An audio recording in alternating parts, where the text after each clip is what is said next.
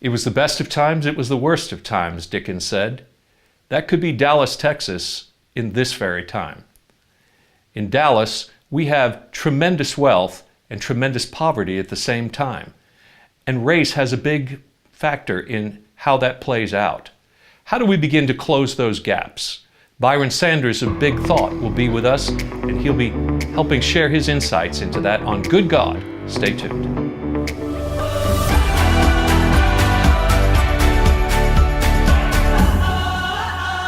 Welcome to Good God, conversations that matter about faith and public life. I'm George Mason, your host, and I'm pleased to welcome to the program Byron Sanders. Byron, welcome. Thank you so much, George. Yes. Really happy to be here. He is the president and CEO of Big Thought, which is an educational, entrepreneurial institution, enterprise that helps create imagination for kids about their future and helps to give them creative problem-solving tools so that they can think about where their lives go from here. Thank you for the work you do. Hey, man, what a pleasure. Thank you so much for having me. You're welcome. So, Byron, we've gotten to know each other a little bit, and one of the things that Big Thought tries to address is the opportunity gap, the value gap that exists in this city that my colleague and friend Freddie Haynes likes to call a tale of two cities. That's right. Just as in the Charles Dickens book, it was the best of times, it was the worst of times. This is also the case in Dallas. Absolutely. We have a city with enormous wealth and equally enormous poverty. Yeah. Where the education gap is wide, and when the Urban Institute did a study just a few years ago of the 274 major cities in America, they looked at the economic recovery, and what they found was that Dallas ranked 274. Not in terms of economic recovery generally, but in terms of the participation rate, the equity inclusion of people of color, and across educational lines as well. But this is a city of tremendous racial disparity, and if you talk to most white people in North Dallas, they would have no idea what we're just talking about right now. That's true. You ask a lot of the same, white people in North Dallas, many of whom are dear friends of mine, how often they've driven south of 30, right, or the Trinity, and you get to know why they would have no idea the disparity. But Southern Dallas is large enough geographically to fit the entire city of Atlanta in. Right. There are thousands of people who live in Southern Dallas. I was one of them growing up, and hope to soon be one again. We've got a move planning planned in the upcoming years. So, but one of the things that we have to get very honest with is that it's not we didn't get here by accident, and it might not necessarily be the responsibility or the decisions that have been made by the people who are currently residing, right, or even currently alive. Currently alive, exactly. And Michael Sorrell, Dr. Sorrell, president of Paul Quinn, right, a good friend of mine, a mentor, he said, what, let's just say that we today are not responsible for our present state. All of those decisions that were made years ago that have absolutely led us to where we are today. You don't have to feel ashamed about that. We just have to kind of acknowledge what it is. However, 30 years from now, right, whatever Dallas we have then, that's on you. That's on you. That's exactly right. It is on you. It's on us. And so if we're going to actually be honest about, if we're going to get to where we need to be 30 years from now, where there is equitable participation in the growth of our city and the economic boom, in the Texas miracle here in Dallas, then we're going to have to be very honest about some tough conversations, and not just conversations, but choices and actions that we're going to need to take. Because we've made choices that have led us to this place. Absolutely. And whether you want to say that they were motivated by racial bias and animus, or simply by being privileged people who failed to recognize the consequences of the decisions they were making. Nonetheless, the effect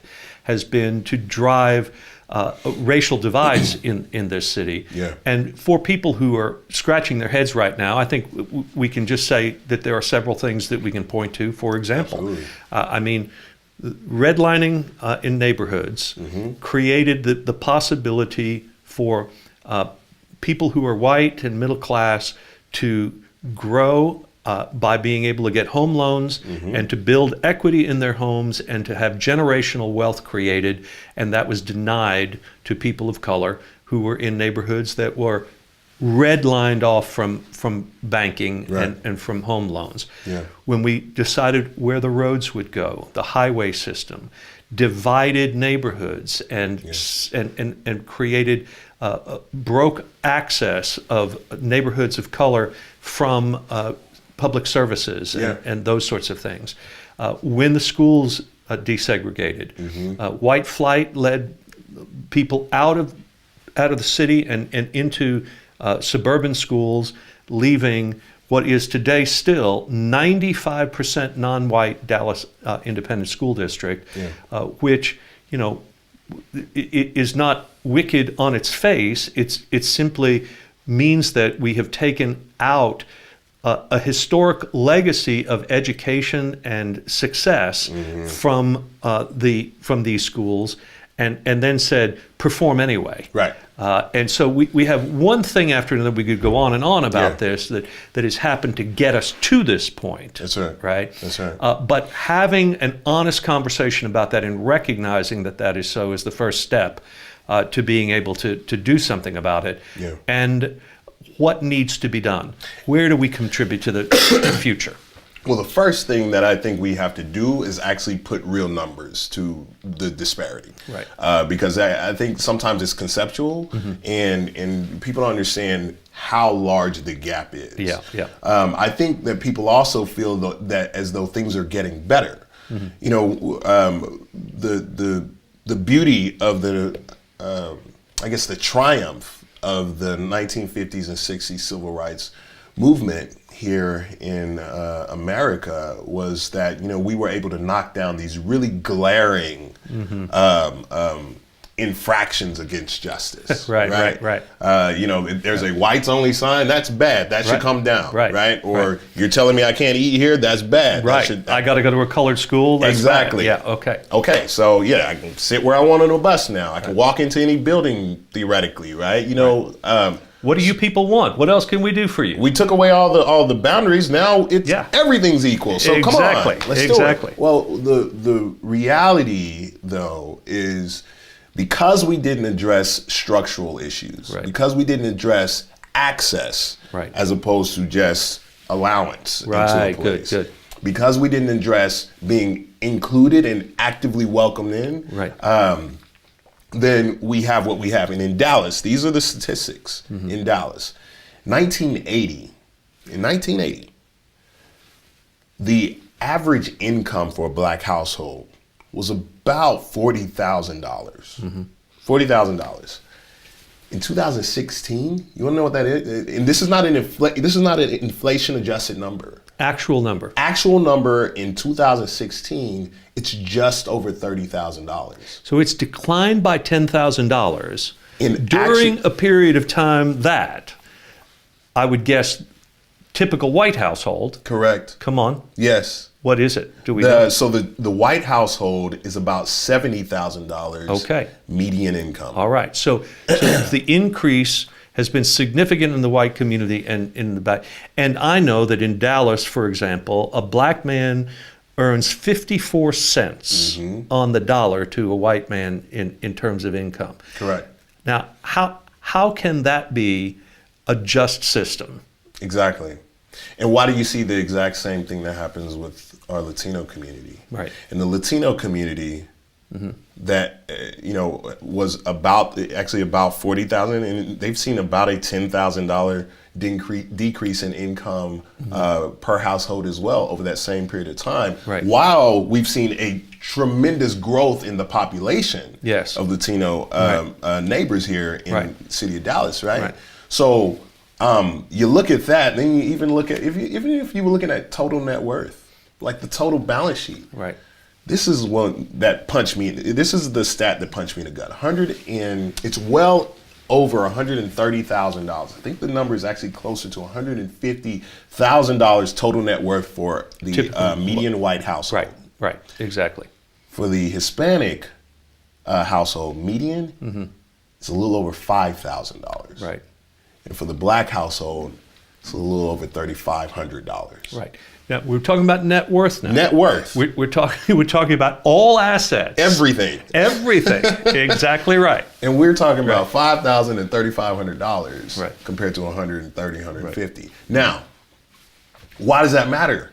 Well, it should be self-evident. Right. But if we're talking about being able to climb out of poverty, if we're talking about being able to, let's not talk about just one generation, let's talk about the next generation. 20% of wealth is determined by inheritance, right? And if you only have $5,000 to your name,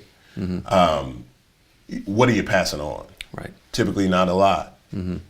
So you bring all of those statistics to the forefront. You show them for what they are, and then we start talking about solutions that you can bring to the table. And the solutions that we can bring to the table is a wide range of different things. Right.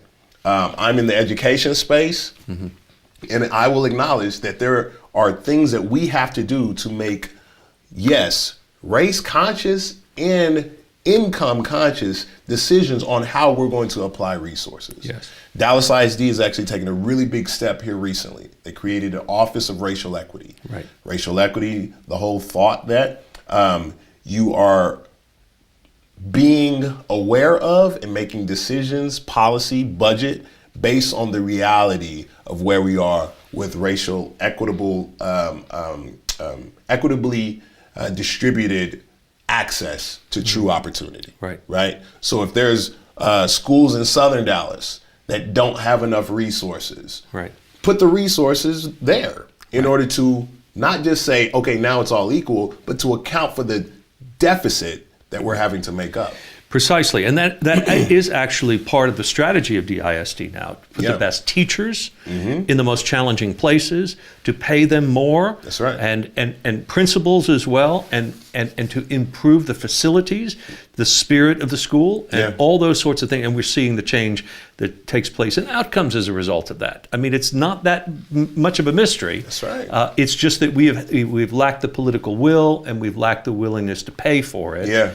And that's beginning to shift as we're starting to see. We just passed the TRE, which is going to cost us all a little more in our school taxes.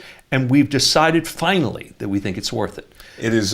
That was one of the best things that happened this year, in my opinion, to take a Dallas-based swipe at inequity in our city, because they're going explicitly toward things that are not some pie in the sky, but things that we actually know work, like early childhood education. Exactly. That's one of the most powerful amplifiers you could do in an education system in order to close the gap.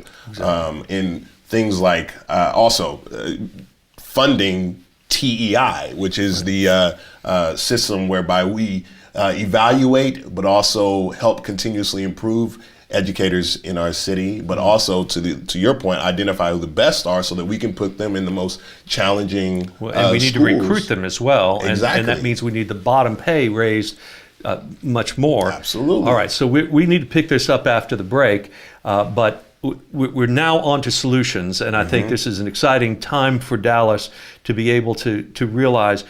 I think, Byron, we are starting to wake up to some of these things in a way that we haven't in the time that I've been here. This is a hopeful time, but it's also an anxious time as a result of that. And I think we're up to it, but let's talk about some of those things after the break. Perfect. All right. Big Thought is a non-profit organization that works with partners across the city to provide creative learning programs that enrich the lives of young people. with a mission to close the opportunity gap for youth by making imagination a part of everyday learning through educational programs and system-wide community partnerships. Big Thought provides access to high-quality learning experiences that power creativity and foster social and emotional well-being. We're back with Byron Sanders, and we were talking about race in Dallas. And Byron, in the time that I've been in Dallas, I would say that I'm more hopeful right now about the partnership between people in communities of color and the white community about seeking solutions together. Historically, it seems in Dallas, white people know what the solutions are supposed to be for everybody else, but I feel like we are listening and learning better than we have in the past. I find that actually this is beginning to happen among religious leaders and church leaders. So your pastor, Brian Carter, a good friend of mine as well, a valued colleague, and a number of pastors, Michael Waters and Freddie Haynes and Vincent Parker, and people in South Dallas that are people of immense ability and insight and have tremendous influence and understand the circumstances on the ground. They are a new breed of a religious leader for this city that is really important. Not one that depends upon North Dallas and upon white largesse in order to succeed. I mean, just being honest about the history of Dallas and the accommodation and all those sorts of things that we know about.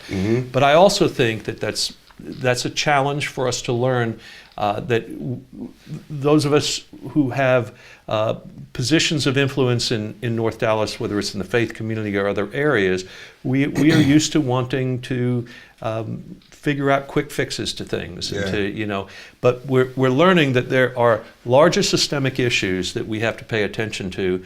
Race is one of those, but you have to be, you said earlier, you have to become more race conscious. Which is a very hard thing for white people to get, because we love Martin Luther King Jr.'s line about being a colorblind society. Right. It's not the it's color of your skin, but it's content of your character. Content of your character. We love that, but at the same time, before we can be a colorblind society, we've got to be color conscious until we get to a place of equity, it seems to me. And I would suggest that we never want to be a colorblind society. I Love Lucy, to me, was so much cooler in Technicolor. If we can, the goal, the aspiration is not to say, hey guys, we're all the same. The aspiration to me is to say, look at how different we are and see the beauty in that. Nice. And what it takes in order to do that is actually a little more challenging, right? Because the thing that I think we have to be really clear about is that all of us were born into a society that was largely based on a racial hierarchy that was set years and years ago for economic and power-based reasons, but that we are the inheritors of, right? We are the heirs of that structure. And it's affected us, it's dehumanized us in ways that we haven't yet even acknowledged. And that we, if not really troubling the waters, you'll never even see and acknowledge. Even for those of us who say, I am a person who's relatively well adjusted. I've got friends who are Black and Hispanic. I love my Indian neighbors. People who have genuine relationships with people of color. I'm not even talking about folks who are just abject racists. Like that's the easy one. But people who have not been able to even question what our systems and structures have yielded for people of color and why they're able to do that in a city that is technically blue, right? With its political voting record, map. Well, the reason why is the same thing that I use when I try and talk to my white friends about being aware of their privilege and being aware of bias. I talk about the journey that I've been on as a man and being aware of women's equity issues, Right. and how it wasn't even until recent that I noticed This is intersectionality. the intersectionality of it all. 101. I Yeah. didn't notice Right. how I myself Yes. would over talk in a board meeting. Right. How I myself would hear what was being said. A woman might, bring an idea forward. We'd talk and talk and talk. And then, some guy, sometimes me, I'd say basically the same thing that she said And suddenly it was three a good conversations ago. And everybody's like, yeah, let's nod our head to that. That's a great idea. Move forward. Right? Yeah. I didn't notice that when I leave the house every day, I don't give two thoughts about how I need to actually make it home safe. Yeah. I don't think about that stuff at all, right? But women, on the other hand, are taught how to carry their keys. Right. They're taught, to look around. They're taught to have a very specific, even stepwise process to getting in the car at a gas station so that they can just be safe. It's exhausting. It's exhausting, and it's very similar for white people to not have to think about Yes. being in spaces. Right. White privilege is not having to learn about somebody else's perspective in order to have access to the things in life that one would want to. Right. I was talking with a good friend of mine here recently when he was saying, when I go to a black community, I stand out too. I feel uncomfortable. It's tough. For all of us to be in a place where we are otherized. I was like, you know what? That's actually a really good point. You probably feel uncomfortable when you're going down to South Dallas or Oak Cliff or Pleasant Grove. And usually when you're going, though, there's a choice. You're going for service. You're going because you're going to this event or this program for a nonprofit that you're working in. For me, I had to learn about white people. Right. I had to learn to be comfortable, and not just comfortable, but proficient in white spaces. Right. Because if I wanted the job that I wanted, Right. if I wanted, the car if I wanted my kids to have access to the best schools, then it's not an option for me not to know that. Exactly. And it can actually be detrimental to my very physical well-being if I don't. Right. So I think one of the things that has to happen, though, for white people is we have to recognize that perpetuating this system of privilege is not good for us either. That's right. It feels good to us to be in a position of privilege. It is also dehumanizing to us to be in that role. Without a doubt. Because we have put ourselves in a place God has not put us. We have usurped the order of creation, and we have pretended to be what we are not. And every time you do that, it is harmful to your spiritual health, and it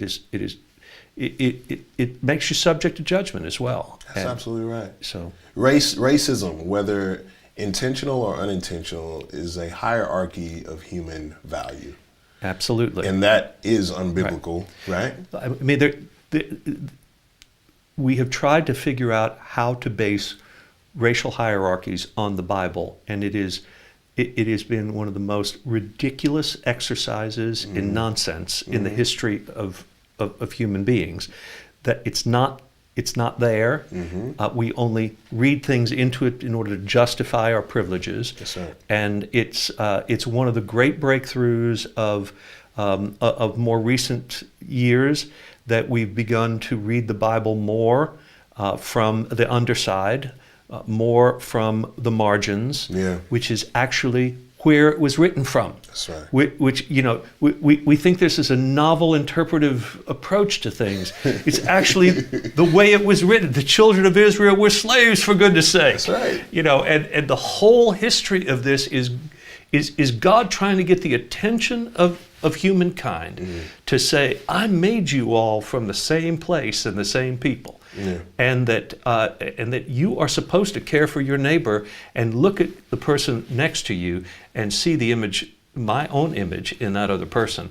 And if we will learn to do that with one another and stop trying to use our religion to justify our prejudice, That's right. and instead use it to undermine prejudice and bring about equity, now we've got a supercharge of social change that we can begin to see happen. You're right. You have a supernatural mandate in order to give you the freedom to be creative. Well, exactly. To be thoughtful, to be ingenious about the ways that we break down these structures. Right. And you know, there's a ton of stuff that works. There's a lot of things that work. We can start lots of, matter of fact, we have started, right? But we can have the will to push even further. Very simple solutions that most people can look at and say, okay, that's not right.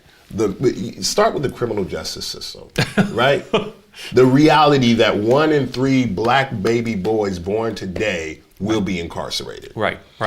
Think about that from a justice standpoint, not just for the incarceration and the tremendous economic waste that goes into all of that. It's $150,000 to incarcerate a youth in the state of Texas 1 year. Wow. $150,000. Wow. But think about what happens, because when those guys are out, usually we're talking about men, but there's a growing population of women of color as well. Right. But when those folks are back into the community, they can't vote.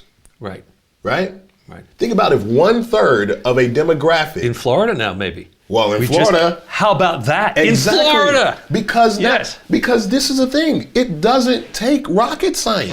It just takes a political common sense. will. And even the Koch brothers are for criminal justice reform. And President Trump today was on record about that just this very day. Yeah. We are seeing some signs of progress in that regard, but it's got to be that we have used the criminal justice system to continue to break down the families and social structures of people of color, and then blame them for being broken down. Exactly. Then people are like, why can't you get it right? Right. Whereas we all know in the white community, we all know intuitively that we might get caught with some marijuana or something like that, but because of who we are, we get off. The black kid in South Dallas doesn't get off. Right. And once he's in the system, that magnifies and grows, and it goes. You're either going to go one way or the other. But we all like to believe in second chances, but only some of us get them. That's true. And so if we believe in redemption, if we believe as people of faith that's our mandate, that if that's what God did for us, then we're supposed to do that for one another. Then let's get busy. George, and building on that point, what if you don't even have to do anything wrong, right? I have my own personal experience with this very recently. Did you? So I was out with my daughter canvassing, for the political candidate that I was backing in just this last race. And I wanted to expose my kids to the participation in democracy, showing that it doesn't just happen overnight, but it takes us work, collective participation and equity within this system in order for it to really abound. And I was walking in my neighborhood and got to one house. At this time, my son, we had to run him back because he had to use the restroom, so he stayed at home, so it was me and my daughter. 2 reasons why I wanted my kids with me. One, I wanted them to have that educational experience, but the second was because I'm a black guy walking around a mostly white neighborhood. I was in Addison at the time, suburb, just north of here. And I knew that there are things that I have to do to make myself non-threatening. Oh my goodness. And me having my kids with me, and I had a process. The kids go ring the doorbell. I stand back 3-4 feet away. Allow the person comes to the door. The kids say hi first. We're all wearing our stuff, so it's very clear why we're here. And then I talk, and then we engage. Right. So I was taking those steps. We had an interaction with a lady who did not like us being at her house. They had a no solicitation sign. Canvassing is actually not soliciting, we weren't breaking any rules or anything like that. She yelled at us. My daughter and I, we walked away. We said, have a nice day, you know. And we knew not everybody's going to be great to you, but the vast majority of people had been up until then point. Moved on 2 houses later. We're walking to continue our work, and then we see a police officer pull up. And police officer gets out, he walks up and he says, hey, got a call that there were some suspicious people who were doing some illegal soliciting in the community. And I said, hey, we're not soliciting, we're out working with a political campaign. He said, do you have a permit? I was like, no. Permit? I don't. Okay, right? So I was like, no, I don't have a permit. City ordinance, you gotta have a permit to do this. So you have to stop. And I didn't have any information to challenge that right then. And I'm with my daughter, I look at her face and, you know, she's crestfallen. Police officer walks away, and my daughter and I were about to start walking back to the car. I stop and make a real quick video saying, hey, we were told that we just had to stop. You know, we're pretty sure who called the police on us. But we're gonna go find another neighborhood. I'm trying to cheer her up, you know, and to her credit, my daughter, she was plucky and she was excited to go to the next place. But as we kept walking, I was like, you know what, let's just sit down and check it out for ourselves. We looked up the ordinance, and turns out you don't need a permit. Turns out political canvassing does not fall in the solicitation laws. Right, but the police should know that. They absolutely should know that. Yeah, right. Well, the interesting thing was, do I begrudge the police? He didn't know his stuff. Okay. You know, he's got to come and check it out when somebody calls in. Right. The question is, why were the police called? Right, exactly. Right? Right. And did my race have something to do with it?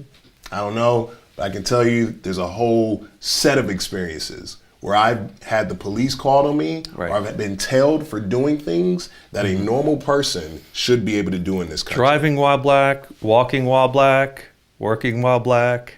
I mean, these are the things that white people really do not have any personal experience with. Yeah. That it's not when you're doing something wrong necessarily, it's just that you are who you are in spaces that feel somewhat threatening to people who are white.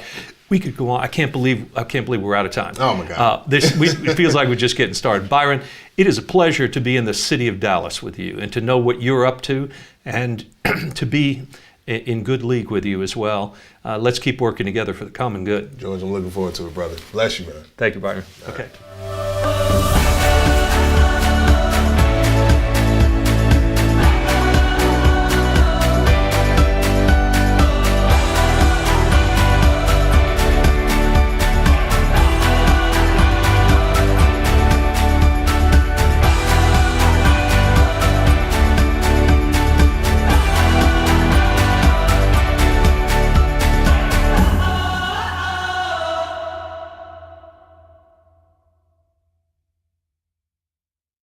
Big Thought is a non-profit organization that works with partners across the city to provide creative learning programs that enrich the lives of young people, with a mission to close the opportunity gap for youth by making imagination a part of everyday learning through educational programs and system-wide community partnerships. Big Thought provides access to high-quality learning experiences that power creativity and foster social and emotional well-being.